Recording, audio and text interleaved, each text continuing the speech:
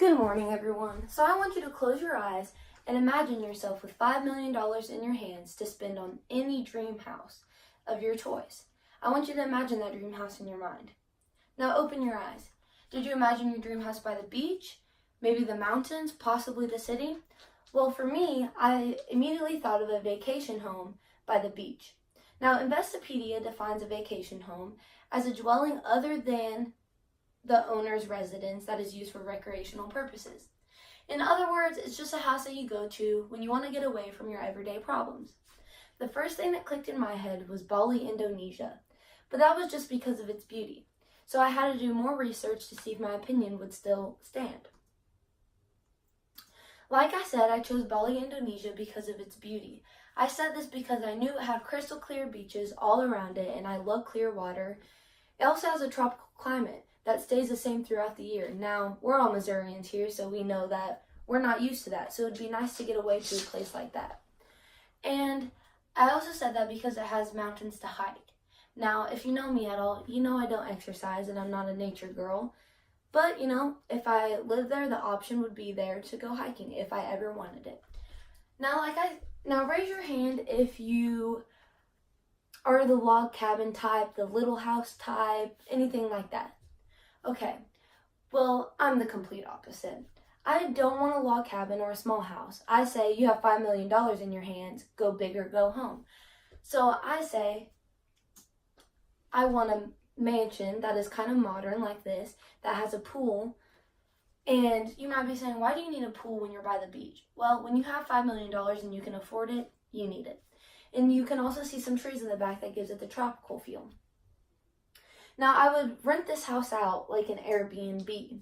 That means that when I'm not using the house for my vacations, I'm renting it out to people that also want to have vacations, but they're renting my house to do it. So it's kind of like making more money on the side, even though I wouldn't need to do that because I'd have $5 million. Now that I told you why I wanted Bali, Indonesia, I actually did some research about it just to see if my thoughts about Bali were true.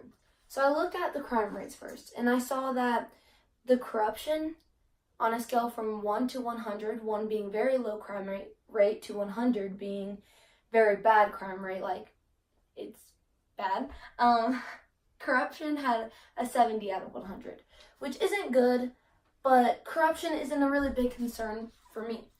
The violence was a 41 out of 100, the robbery was a 46 out of 100, leaving an overall crime rate at a 48 out of 100, which is just considered moderate. I also took a look at the activities that you could do in Bali, Indonesia. And that included first, canyon tubing. And this is basically where you're in a forest and there's a stream and each person gets their own tubes and a helmet, of course, and basically rides a stream throughout the forest. And that's just super cool and something that we don't have in Missouri. And they also have a water park, which is called Water Bombali, which is probably no different than any other water park, but it's still really cool.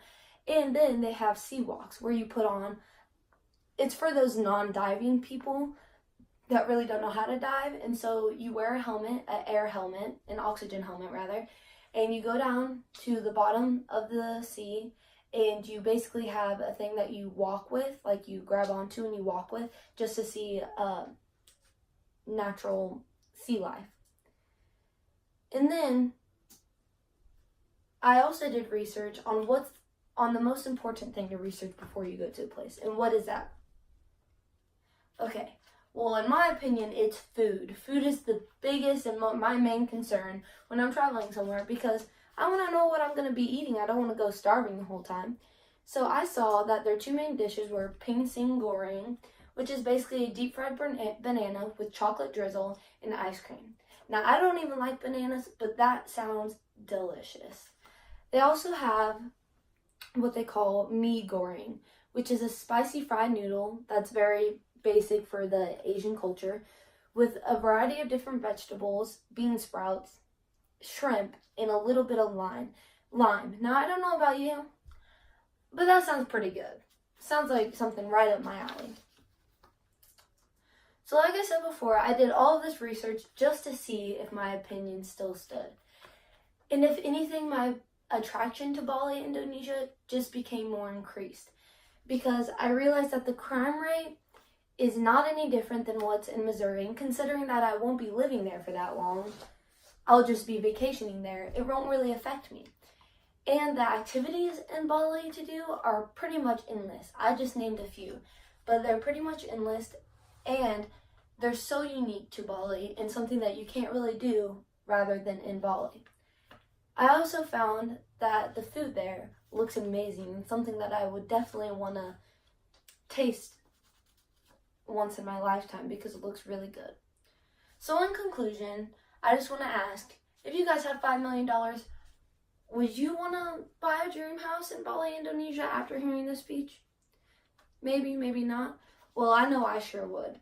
So at first I just looked at Bali's beauty and I was like, this is the place for me. But I knew that I had to do more research to see if my opinion really did still stand. So thank you for listening, and I hope you do great on your speeches as well.